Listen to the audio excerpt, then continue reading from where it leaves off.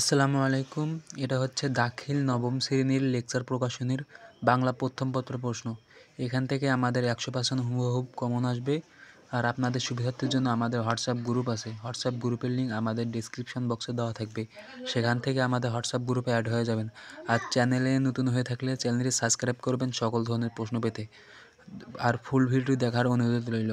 ধন্যবাদ সকলকে। আসসালামু আলাইকুম।